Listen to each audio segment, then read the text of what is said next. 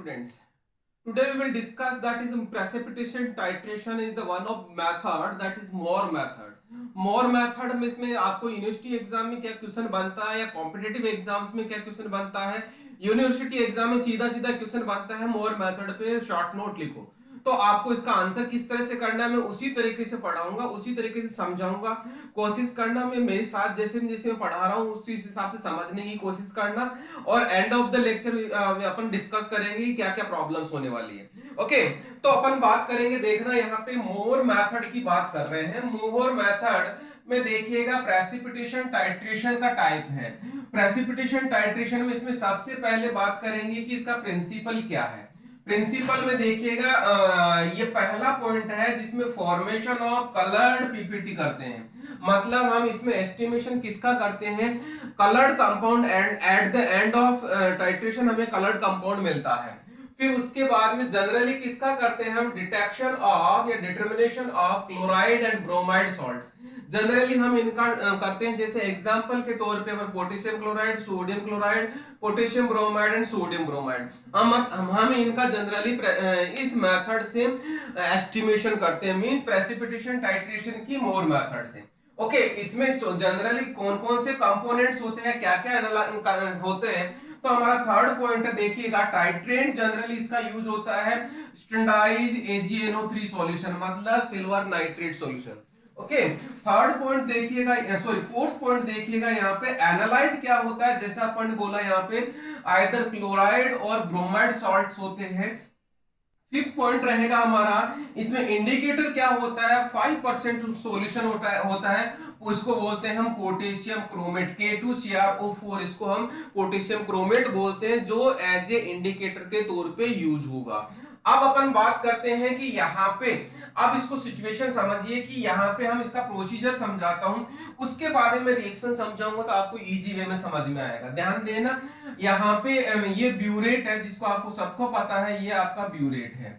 Okay, burette में आपके पास में AgNO3 का सॉल्यूशन है, जिसको हम टाइट्रेंट बोलते हैं, जिसको सिल्वर नाइट्रेट बोलते हैं। ओके, यहाँ ब्यूरेट के बाद में जो कॉनिकल फ्लास्क है, ये वाला कॉनिकल फ्लास्क है, जिसमें सोडियम क्लोराइड लिया हमने, जैसे कि जो एज ए एनालाइट के तौर पे काम करेगा, और K2CrO4 जो एज ए इंडिकेटर के तौर पे काम करेगा। ये क्या है, इंडिकेटर के तौर पे हमारा काम करेगा। नाउ तो इसको देखिएगा, ये कहने का मतलब इसका प्रोसीजर बता देता हूं, ध्यान रहे। यहाँ पे प्रोसीजर की बात कहूं क्योंकि प्रोसीजर समझ के ही हम इसकी रिएक्शन समझ पाएंगे। देखिएगा, सैंपल लिया हमने NaCl का और इंडिकेटर डाला उसमें K2CrO4। ध्यान रहे, सैंपल हमारा एक पर्टिकुलर अमाउंट होगा, वो अमाउंट हम बाद में बात करेंगे। एक जनरल मेथड की बात कर रहे हैं, एग्जांपल लिया है हमने, और ये हमारा K2CrO4 2 से 3 ड्रॉप्स रहेगी, तो आपको ये भी ध्यान रखना है। ये इंडिकेटर जनरली हम ज्यादा अमाउंट में नहीं डालते हैं। अब ध्यान दीजिएगा, ये सैंपल ले लिया और इंडिकेटर ले लिया। अब यहाँ पे titrate with standardised 0.1 silver chloride solution, मतलब ये वाला AgNO3 कितना है, 0.1 मोलर सॉल्यूशन है। और एंड ऑफ द टाइट्रेशन क्या होगा, रेडिश ब्राउन पीपीटी होगा at the end point. Okay, reddish brown PPT होगा किसका, एंड पॉइंट के टाइम पे। अब ये सिचुएशन क्यों आती है या कैसे रिएक्शन होता है, ये समझना।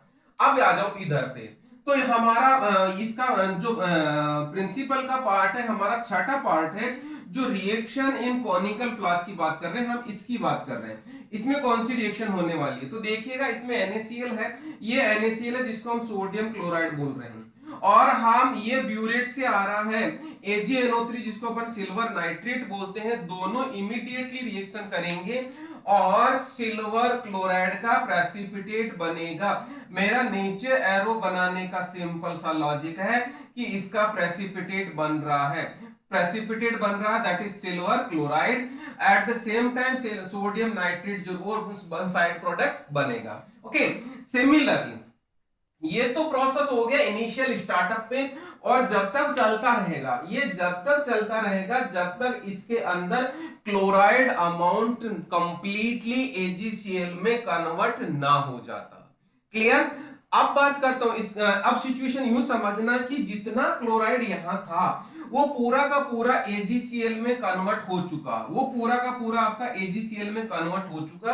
अब AgCl में कन्वर्ट होने के बाद में अब ध्यान देना, अगेन हम AgNO3 का सॉल्यूशन हम इसी कॉनिकल में डाल रहे हैं जिसमें अवेलेबल है पोटेशियम क्रोमेट। तो वो पोटेशियम क्रोमेट के साथ रिएक्शन करता है। पोटेशियम क्रोमेट ये हो गया, AgNO3 सिल्वर नाइट्रेट के तौर पे ये आ गया, और यहाँ पे सिल्वर क्रोमेट बनाता है Ag2CrO4 और KNO3 बनाता है जिसको पोटेशियम नाइट्रेट बोलते हैं। ये हमारा साइड प्रोडक्ट है, और इसका हमारा जो कलर आता है वो कलर हमारा ये वाला है। इसका मतलब क्या हो गया, इसका कलर है रेडिश ब्राउन कलर का प्रेसिपिटेट होता है। ये क्या है, अगेन मैं कहूंगा यहाँ पे प्रेसिपिटेट आता है, ये प्रेसिपिटेट बनता है। अब ध्यान देना, ये रिएक्शन हो गई हमारी शुरू की, ये हमारी एनालाइट की रिएक्शन हो गई, ये हमारी एनालाइट की रिएक्शन हो गई, और ये हमारी इंडिकेटर की रिएक्शन हो गई। ये तो आपको शायद समझ में आ गया होगा। अब अपन बात करते हैं, देखना यहां पे हमारे पास दो प्रेसिपिटेट बन रहे हैं। पहला प्रेसिपिटेट हमें सिल्वर क्लोराइड का बन रहा है, दूसरा प्रेसिपिटेट हमें सिल्वर क्रोमेट का बन रहा है। जैसा कि अपन ने डिस्कस किया था, जिसमें कि क्या था कि आपको सॉल्युबिलिटी प्रोडक्ट को ध्यान में रखना है। तो सॉल्युबिलिटी प्रोडक्ट जो दो प्रेसिपिटेट बन रहे हैं, इन दोनों प्रेसिपिटेट का मतलब दोनों सॉल्ट्स का AgCl का सॉल्युबिलिटी प्रोडक्ट है 1.77 10 की पावर -10।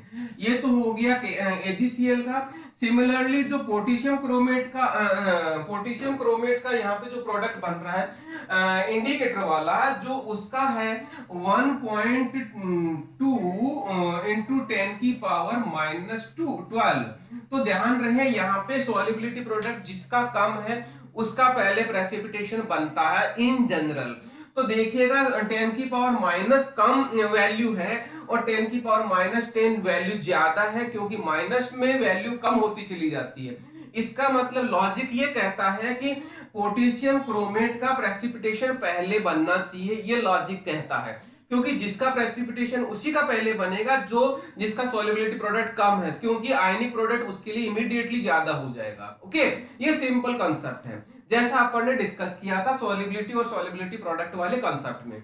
अब यहां पे ध्यान देना, हमारे पास लॉजिक ये कहता है कि जो पोटेशियम सिल्वर क्रोमेट था वो इमीडिएटली सिल्वर क्रोमेट का रेडिश ब्राउन पीपीटी बन जाना चाहिए इमीडिएटली जैसे ही सिल्वर नाइट्रेट का सॉल्यूशन डालता है। क्यों?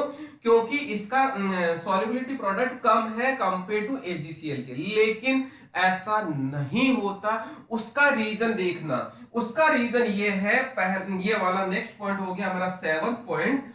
First, AgCl precipitated due to the higher concentration of chloride present in the sample।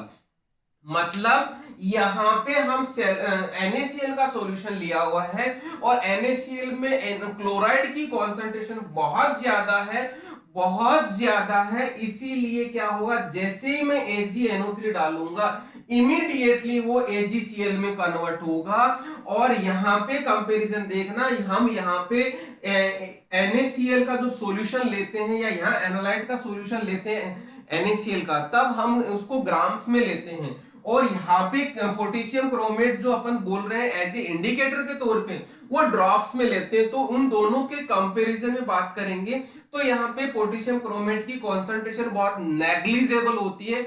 इस वजह से यहाँ पे क्या होता है, पोटेशियम क्रोमेट का प्रेसिपिटेशन नहीं होता और यहाँ पे क्लोराइड आयन की कॉन्सेंट्रेशन बहुत ज्यादा है, इसलिए क्या होगा, इमीडिएटली वो प्रेसिपिटेशन में पहुंच जाएगा। क्यों?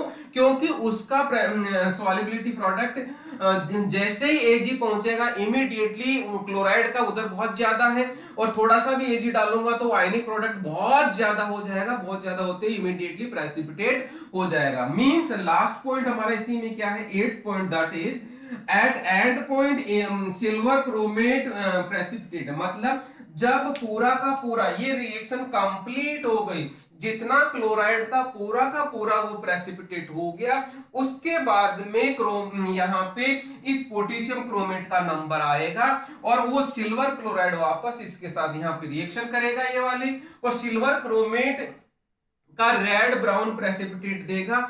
इसका मतलब ये हो गया जैसे ही क्लोराइड के आयंस कंप्लीट AgCl में प्रेसिपिटेट हो जाते हैं, इमीडिएटली क्या होता है, यहाँ पे इंडिकेटर अपना रिएक्शन करता है। इंडिकेटर रिएक्शन करते ही रेडिश ब्राउन कलर का प्रेसिपिटेट आ जाता है। ये कहानी होती है इसके मोहर मेथड में।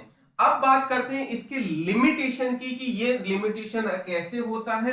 तो हमारा लिमिटेशन का बात करेंगे, इस मोहर मेथड को, प्रेसिपिटेशन टाइट्रेशन को हम परफॉर्म नहीं कर सकते, कैन नॉट कैरिड आउट, हम परफॉर्म नहीं कर सकते। कौन कौन सी सिचुएशन में? हमारे पास 4 सिचुएशन है। पहली, बेसिक कंडीशन में या बेसिक मीडियम में हम नहीं कर सकते, क्योंकि सिल्वर किसमें कन्वर्ट हो जाता है, सिल्वर हाइड्रोक्साइड में कन्वर्ट हो जाता है, जो एक तरह का प्रेसिपिटेट होता है। तो इसका मतलब जो हम रिएक्शन करवाना चाह रहे हैं वो रिएक्शन नहीं होगी बेसिक मीडियम में। दूसरी रिएक्शन, दूसरा क्या है, in presence of ammonium ion की प्रेजेंस में भी ये पीपीटी बना लेता है, तो क्या होगा, यहाँ पे रिएक्शन नहीं होगी। फिर उसके बाद में थर्ड रहता है कौन सा, in presence of reducing agent, reducing agent को की प्रेजेंस में भी इसको रिएक्शन नहीं कर सकते, क्योंकि ये जो पोटेशियम क्रोमेट है उसका रिडक्शन हो जाता है, जो K2CrO4 है उसका रिडक्शन हो जाता है रेड्यूसिंग एजेंट की प्रेजेंस में। तो यहाँ पे रिडक्शन होने की वजह से जब इंडिकेटर ही खराब हो जाएगा, हमें पता ही नहीं लगेगा कि कौन सा एंड पॉइंट आया है। ओके, फिर लास्ट में हमारा कौन सा है, इन प्रेजेंस ऑफ एनाइंस भी हम ये रिएक्शन के नहीं करवा सकते, जैसे कि फॉस्फेट और सल्फाइड्स की प्रेजेंस में यहाँ पे क्या होगा, इस टाइट्रेशन को या इस मोहर मेथड को परफॉर्म नहीं कर सकती, क्योंकि ये जो एनाइंस है इमीडिएटली खुद प्रेसिपिटेट बना लेते हैं। तो ये कहने का मतलब इंटरफेरेंस करेंगे, इंटरफेरेंस करेंगे तो रिएक्शन नहीं होगी। मतलब हम उसको परफेक्टली एक्यूरेट तरीके से हम नहीं डिटरमाइन कर सकते, जबकि हमें ये ध्यान रखना है कि याद करना, जैसे प्रेसिपिटेशन टाइट्रेशन में मैंने सबसे एक उसकी लिमिटेशन बताई थी कि को प्रेसिपिटेशन नहीं होना चाहिए। को प्रेसिपिटेशन होने की वजह से जनरली प्रेसिपिटेशन टाइट्रेशन को हम कम यूज करते हैं। तो वही कॉन्सेप्ट है यहाँ पे, यदि एनाइन की प्रेजेंस में हम इसका टाइट्रेशन कर लेंगे तो इन एनाइंस का को प्रेसिपिटेशन हो जाएगा, जो हम नहीं चाहते। ये हो गया इसके लिमिटेशन। अब मैंने बात बोला था कि अपने कौन कौन से क्वेश्चन हम किस तरह से लिखेंगे, आंसर कैसे लिखेंगे।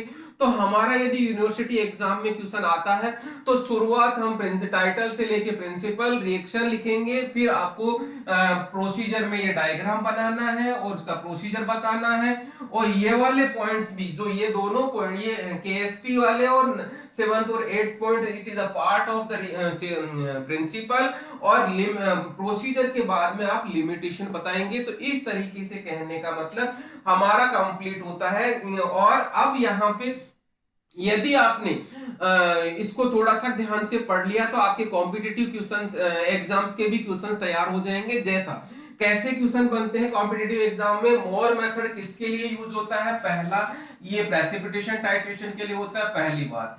दूसरा क्या है, जनरली इसको किसको डिटरमाइन करने के लिए किया जाता है, क्लोराइड और ब्रोमाइड के लिए किया जाता है। इसमें प्रेसिपिटेशन कैसा बनता है, कलर्ड प्रोडक्ट बनता है।